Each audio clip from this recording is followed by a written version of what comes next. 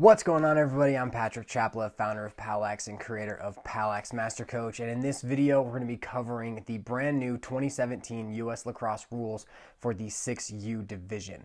So in 2017, US Lacrosse rewrote the book on all of youth lacrosse. And the reason behind it is because a lot of players have been quitting before they even hit 14. And so all of these rules are designed to create a more welcoming experience so that all players who are trying the sport we'll really just come back to it time and time again. So as we get into this video, we're going to cover all of the rules for the division. If you'd like to access the entire 2017 Youth Boys Lacrosse Rulebook, you can do so by going to uslacrosse.org, clicking on the Coaches heading, then the Boys Rules heading, scrolling down a bit, and then clicking on the 2017 Youth Rule PDF or ebook. In this video, we're going to start by defining every age group and then show you the field that the 6U group will be using. Then we're going to go over the mission behind these 6U rules and then cover the rules by going over the game and equipment, game personnel, play of the game, and then fouls and penalties. US Lacrosse defines each age group by the players' birth dates, and so they communicate that with the average age of the players in that group and then the letter U meaning under. Each age group also loosely correlates to the player's grade and graduation year from high school. But when we're trying to classify an individual player, we will be relying on that player's specific birth date and not the grade or the graduation year from high school. US Lacrosse has created an easy-to-use spreadsheet defining the player's segments. For instance, a player born between September 1st, 2009 and August 31st, 2010 is a 7U player and is probably going to be in first grade, although there may be some exceptions. The key here is that all age group affiliations will be mandated by age and not grade or graduation year. Each year on September 21st, all players will move from one age group into another and a new yearly cycle will begin. You can find the entire age segmentation spreadsheet by going to uslacrosse.org and clicking the Boys Rules subheading under the Coaches link at the top of the page, and then scrolling down till you see the link at the right-hand side. As players progress through the youth lacrosse landscape, every 2 years the rules are going to change. So anybody who is in the 6U bracket or under will use the 6U rules. Then at 7U, they will change to the 8U rule specifications. Then once they hit 9U, they will switch to the 10U specifications. When they hit 11U, they'll go to the 12U specifications. And when they hit 13U, they will play under the 14U specifications. So every 2 years, the rules and sometimes the field will actually change as players progress through their development. The field for the 6U through 10U divisions is much smaller than that of a full-size lacrosse field. It is 60 to 70 yards long and 35 to 45 yards wide. In its smallest form, it can be placed between the restraining line and the end line of a traditional lacrosse field and can allow for a traditional lacrosse field to be repurposed with 2 small fields on one traditional field. A midline will divide the field in half and include a 4-inch square, circle, or X that is directly in the center of the midline. 2 goals with 9-foot radius creases will be placed 40 yards apart, 20 yards from the midline and 10 yards from the end line on both sides. The goals for the 6U and 8U divisions will be 3 feet tall and 3 feet wide unless various levels are playing on the same field, in which case a 6x6 goal can be used. Once players get to the 10U rules, a 6-foot by 6-foot goal will be used, and it's recommended that it uses a 2-foot drop cloth from the top of the goal to create a 6-foot wide and 4-foot high goal. At any point in time, coaches at the 10U level can elect to build and use 4x4 or 5-on-5 goals. The bench, coaches area, and table area will be located on one side mirroring the midline. The table area will straddle the midline, totaling 16 yards, with 8 yards on each side of the midline. This is traditionally also the substitution box, but there are no on-the-fly substitutions until we get to the 12U rule set. The coaches' areas and benches will run from the end of the table area to each goal line extended, with the bench area starting 3 to 5 yards from the sideline. US Lacrosse doesn't mention a parents or spectator area, but all parents and spectators should watch the game from the opposite side of the field. Although the size of the field stays the same from 6U to 10U, the interactions with the field will be different as players move through each rule specification. Also, there is a modified 10U field that can be found in the US Lacrosse Youth Rulebook. The mission of the 6U rules is to level the playing field for players who are coming into the sport for the first time and to focus on having fun and developing motor and technical skills that can be used in any athletic endeavor. Parents, refs, spectators, and coaches should emphasize having fun, a simple rule set, and developing good sportsmanship. The goal of this division is to create an atmosphere that players want to return back to time and time again. The 6U game will be played 3-on-3 with no score, no goalkeepers, no face-offs, no offsides, no overtime, no stick checks, and no body checks. The ball that will be used is a soft-type lacrosse ball or a tennis ball. The competition will consist of two 12-minute running halves with a 4-minute halftime. The players should use sticks that match their body types. The rule says that mini sticks like the String King Jr. should be used, but I prefer to have players play with real sticks that are cut down to the height of their waist with universal spec heads because they're wider. Players must wear mouthpieces at all times and are allowed to wear gloves and eyewear, but helmets, arm pads, and shoulder pads are not allowed. Each team can have one coach that will roam the field, staying out of the way of play and instructing players that are actively in the game. And this is all players, not just his own team. These coaches will also be officiating the games that do not have a traditional official present. There is no need for officials at these games. The coaches who are roaming the field can handle officiating, but if there is an official present, there only needs to be one. There is no scorekeeper required because no score will be kept. A coin toss will be held before each game to determine who is going to start with the ball. The winner of the coin toss will start with the ball at the center X, and the losing team of the coin toss will be granted the first alternate possession. Before each game, the official will bring both teams to the center of the field and line them up facing each other with their left shoulders pointing towards the goal that they are defending. He will then explain any ground rules and emphasize safety, fair play, and good sportsmanship. To begin the game, all players must be 5 yards away from the player starting with the ball at the center X and most likely on the opposing team's defensive side. If the ball goes out of bounds, the ball will be awarded to the team that didn't touch it last before it goes out of bounds, except for on shots, in which case the ball will be given to the team with a player who is on the field that is closest to the ball when it goes out of bounds. If the ball gets caught in the equipment of any player or is withheld from play in any way, the ball will be awarded to the opposite team. After a goal is scored, play will resume by the team that got scored on having a player take the ball at GLE 5 yards away from the goal, and then the ref will blow the whistle and play will start again. As play starts, no player is allowed to be within 5 yards of the player with the ball. Goals will be disallowed if the period of play has expired, the offensive player has committed a foul, or if the offensive player who scored is found to have an illegal stick. No player is allowed to enter either crease. Players are allowed to reach into the crease with their stick to pick up a ball, but they cannot run through either crease. The teams will not switch sides at halftime. There are absolutely no on-the-fly substitutions. Substitutions will happen during a dead ball like a goal or out of bounds, and all three players who are on the field will come off the field and be replaced by three players who were on the bench. The only time a single player can be taken off the field at a time is if an injury happens or if one of the teams doesn't have enough players to fulfill an entire whole change. In the event that play has gone on too long without stoppage and the players are just getting ridiculously tired, the coach on the field or the ref can stop play so that players may substitute. There are no team timeouts, but the coach or the referee who is in charge of the game can stop the game at any point at his discretion, especially if there is an injury. If there is an injury at the 6U age group, play should stop immediately whether or not the opposing team has the ball and is in transition. Play will resume after timeout with the ball being taken by the team that had possession of the ball at the spot it was at when the timeout was called. If the ball was within 15 yards of a goal, it will be moved laterally to the sideline and it will start 5 yards from the sideline.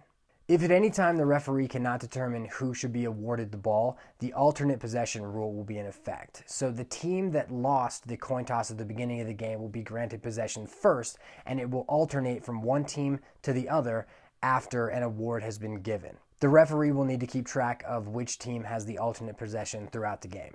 The scrum situation rule is a brand new rule for 2017, and it pretty much just says that if at any point in time the ball is on the ground and multiple players are fighting over it and it cannot be picked up easily, the official can blow the whistle to stop play and award the ball to the team via the alternate possession rules so that we keep the game going. One of the objectives at the 6UH division is to make sure that the game is moving quickly and that everybody's getting an opportunity to touch the ball. So one of the rules that US Lacrosse implemented is the excessive possession possession rule, which says that if at any point in time a single player is carrying the ball for 7 to 10 seconds, is not looking to pass, and is not looking to shoot, the referee can blow the ball dead and award the ball to the other team because that specific player was not playing by team rules and utilizing team techniques. Personal fouls are serious in nature and include either a safety violation or a sportsmanship violation.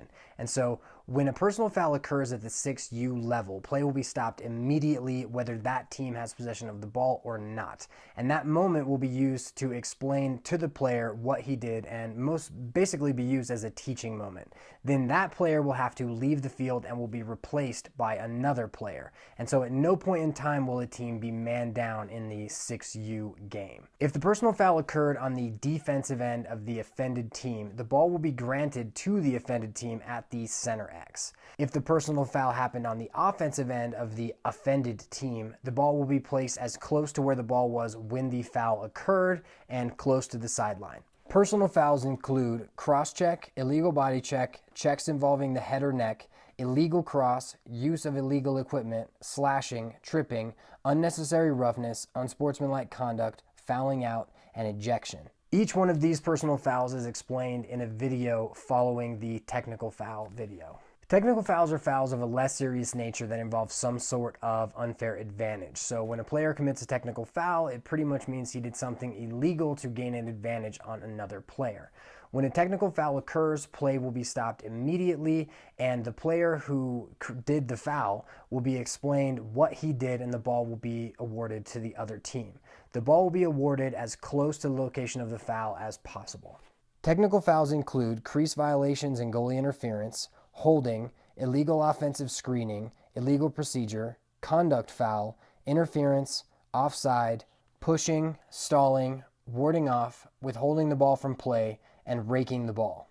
The final rule for youth lacrosse involves terminating a game, and it pretty much says that a ref should do all he can to avoid terminating a game by giving players fouls, ejecting players, and trying to keep the game under control. But if at any point in time the game gets out of control, whether it's coaches, parents, players who are flagrantly doing the same foul or they're fighting or whatever it is, he can terminate the game. If a game is terminated, it's recommended that the game go into the books as a 1-0 win for the team who was not creating whatever the problem was, and that all stats should count towards league records. A cross-check is any time that a player makes contact with another player, whether they have the ball or not, with the space between their hands on the shaft. So right here, you are not allowed to push or hold any player with the middle of your stick. All holds or things of that nature must be with the closed hand on the player. So a couple of discrepancies with this as you'll get into some games. Once you get to higher levels, it seems like a lot of people are allowing cross-checks to happen, and they may be, but for the most part, players are trying to direct other players with their fists, which are on the stick, and not the shaft in between their hands. At younger levels, I still recommend that players play defense with their hands like this and not like this, because they will learn how to control and how to use punches with their hand rather than cross-checks. Now, you may run into a ref who really wants them to go like this. Just have the kids adapt that way, but just make sure that players are learning in a way where they know that their hand can touch the opponent, but that the stick between them cannot. Illegal body checking can happen in 5 main ways. The first way is if you hit a player who is not in possession of the ball or within 3 yards of a loose ball that is on the ground or in flight. The second way that an illegal body check can occur is if a player body checks another player above the shoulders, below the waist, or from behind. Third, it is an illegal body check if you hit a player who has any part of his body other than his feet on the ground. So if his knee is on the ground, if his hand is on the ground, if any other part of his body is on the ground, you cannot hit that player. The fourth way that illegal body checking can happen is if you hit a defenseless player. And so a defenseless player can be a lot of different things. Here are the 3 main things that they can be. First, if a player is running up the field and is not looking where he's going and you hit him from his blind side, that is an illegal body check. Also, if you hit a player who is bending down to scoop a ball and his head is down, you cannot hit a player whose head is down like that either. Also, if a player is about to catch the ball, say he's catching an over-the-shoulder pass on a clear, and you hit him this way, that is an illegal body check, even if, as he catches the ball and turns towards you, that you hit him then. Pretty much if he has no time to prepare to get hit, that is an illegal body check. And this is one of the rules that's going to be put down really hard because safety is a humongous concern with US Lacrosse this year. The fifth way we can have an illegal body check is an excessive body check, and that is any time that a player ducks his head or his shoulder and hits another player with the intent to put the other player on the ground. Finally, with body checking, it is not considered an illegal body check if one player is going to hit the other and the other player turns his body and makes the player who is going to hit him in the back. If a player has time to react to a player who is going to hit him and he turns his back so that he hits him from behind, that is not an illegal body check. Checks involving the head and neck are absolutely extremely important, especially this year as safety is becoming such a huge concern. So here's what you need to know about checks to the head or neck area. First, no contact is allowed to the head and neck area with the cross or with any of your forearms, hands, shoulders, any of that. But so what will constitute a personal foul is if any follow through is seen. So say you're playing defense and you're riding someone's shoulder and they kind of duck and it comes up into their neck area. You have to pull your stick off and then regain leverage on their hips or on their arm, and you cannot follow through in that area. Now, some refs are going to call you as your stick slides up and hits them in the neck, but the important thing is that there's no intent to injure by actively hitting him. The second way you can get a personal foul with checks to the head or neck is by swinging your stick and slashing them in the head or neck. Now, with this, a lot of times a slash will not be called if the stick just barely touches the helmet of a player. So if there's no real impact, sometimes a ref will call a brush and that will not be considered a foul. Finally, this is one of the checks to the head or neck area that a lot of people don't think about, but if the player who is in possession of the ball ducks his head to initiate contact with another player, this is usually called spearing. That is absolutely a personal foul as well. I don't believe a lot of refs are going to call a penalty. They'll probably just turn the ball over, even though any type of spearing should be a personal foul. An illegal stick penalty will be called anytime a referee finds that a player's stick does not meet the regulations that it must. For field players, the head of the stick has to be at least 6 inches wide at its widest point, as well as 10 inches tall from the top of the head to the bottom of the sidewall. So this does not include the throat area. Any shooting strings on the head have to be within 4 inches from the top of the head. So from here to here has to be less than 4 inches. Also, any of the strings that hang off of the head have to be at a maximum 2 inches long. For short sticks, the length of the head and shaft combined from end to end has to be between 40 and 42 inches. Defensive sticks have to fall between 52 inches and 72 inches from the top of the head to the bottom of the shaft. An illegal equipment penalty will be called anytime a ref sees that a player is not using equipment that is specifically designed for that purpose as well as for lacrosse. So gloves have to have their entire palm. They can't have big holes in the palm or in the fingers, which you can also use tape if your gloves are kind of falling apart. And also another one of the biggest things that this rule applies to is shoulder pads. Some of the older shoulder pads actually don't have bicep pads that will come off, and if you cut the pad in any way and you modify it at all, it is no longer a legal pad. You have to have shoulder pads that have the Velcro on-off bicep pads if you want to take them off. Slashing mostly happens when a player does not hit stick when they are trying to make a stick check. Here are 4 ways that slashes most often happen. First, and a lot of people don't know this about slashing penalties, if at any point in time a player is swinging uncontrollably, it will be called a slash, whether or not it hits the stick of the other player or doesn't hit them at all or anything else in that. If a player is swinging their stick uncontrollably, 2 hands, 1 hand, it will always be a slash. Next, a slash will be called any time that a player tries to strike another player with their stick and hits anything other than the stick or the gloved hand which is on a stick. So if a player is carrying one-handed, the other player cannot hit this arm. They cannot hit their waist or any other thing. The one time that this is okay and it will not be called a slash is if the player who is carrying the ball turns to defend their stick so that they do not get checked. So if a player is trying to throw a check and I turn and their stick hits my arm because I'm trying to protect, that will not be a slash. Now, also with this, anytime a stick hits a player's head, it should be a slash, but if it barely touches the helmet and there's no real impact, oftentimes referees will call that a brush, which is not a slash. Finally, all one-handed checks are considered slashes. Now, there's one big exception to this. If a player is trying to make a two-handed check and one of his hands accidentally slides off, that will not be considered a slash. Tripping is an obstruction on any part of the body below the waist of a player, and this has to be a primary action, where if a player steps in front of another player and trips them, that would be a trip. If they just throw their stick in between their legs, that would be a trip. But the one place that a lot of people think is a trip when it's not is if I'm running down the field and a player tries to check my bottom hand, but they miss my bottom hand and it goes down to hit my leg. That should not be considered a trip, because that player was not intending on messing with my legs. Similarly, if a player is going to scoop a ground ball and another player trips over that stick, that should also not be a trip. Unnecessary roughness can happen in three main ways. First is any violent infraction with a push or a hold. So anytime you are extremely violent when you are pushing or holding, that will be an unnecessary roughness call. The next one is anytime that a player is set up to have a pick and he's got his pick set.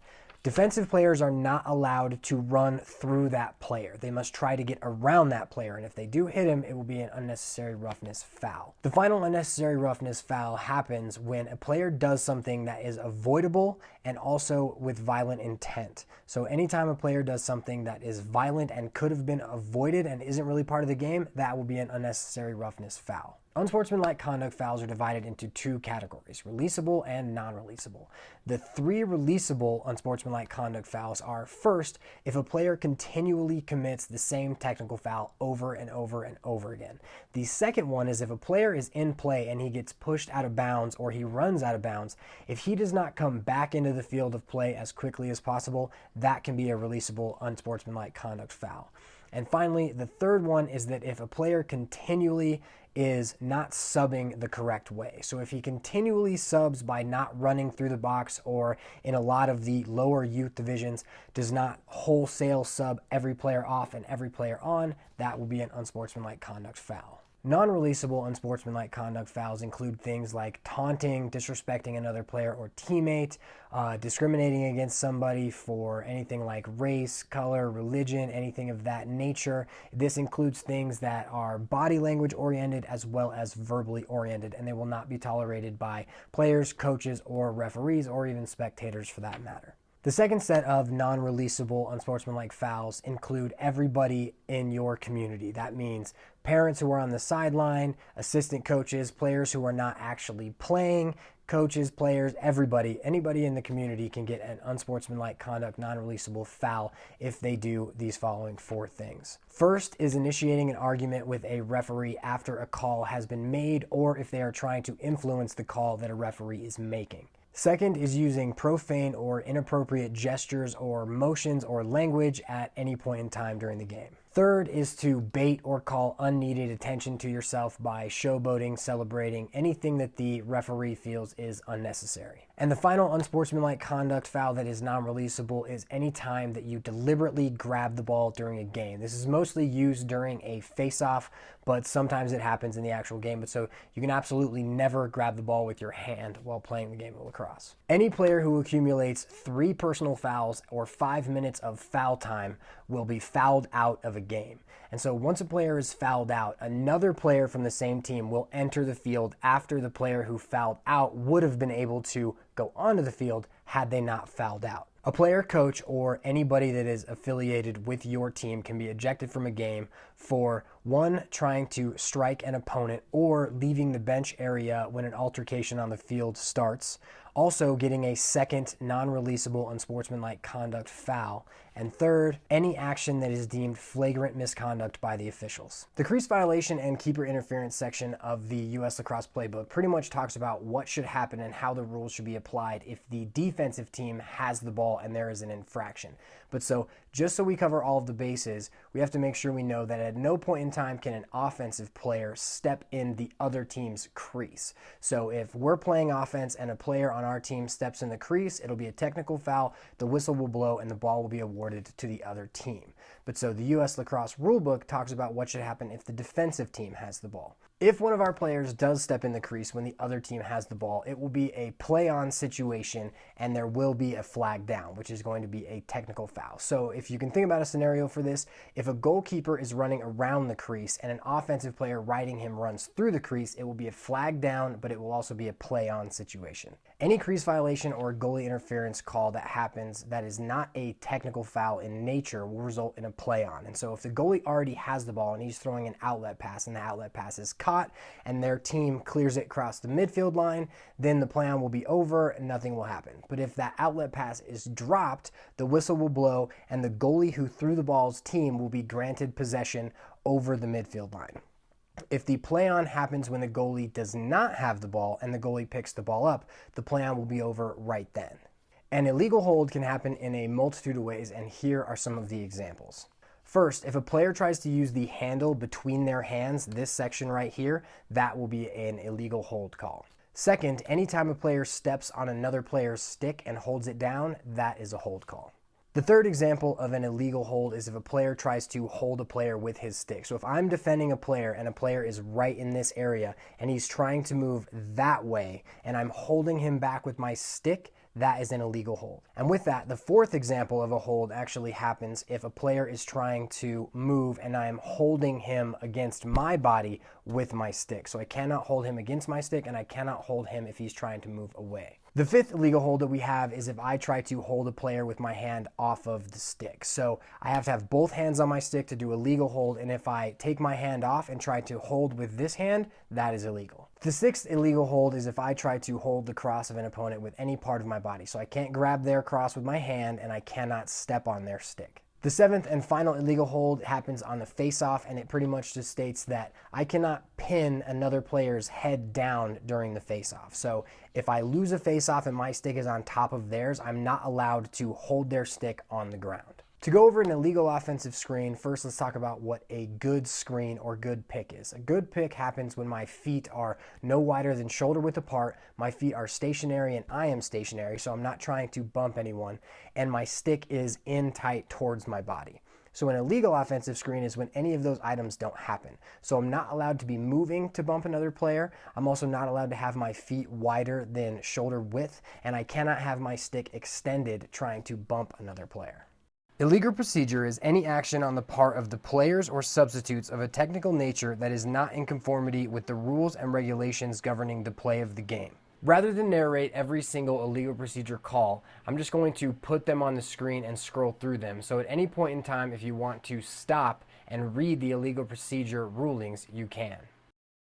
Conduct fouls are given mostly to coaches and for the following reasons. First, a coach is not allowed to go on the field, and this is one that I have to work on a lot, and all of my assistant coaches and players know that at any point in time, if I am on the field in any type of manner, they have the ability to come and get me off of the field. The second conduct foul can happen if any other personnel is within the coaching area. The only people that are allowed in the coaching area is the coaches. The third type of conduct foul is if any person associated with the team, whether it be a player, parent in the stands, a coach, or anybody else who has an electronic device that is radioing in information to a player on the field. So you can't have an earpiece on the field and be communicating with the player. The final conduct foul is if any person associated with the team commits any type of misconduct towards an official. Interference is when any player impedes the movement of another player when that player does not either have the ball or is within 3 yards of the ball, whether it is on the ground or in flight. A team is considered offsides when they have more than 7 players on the defensive side of the field or more than 6 players on the offensive side of the field.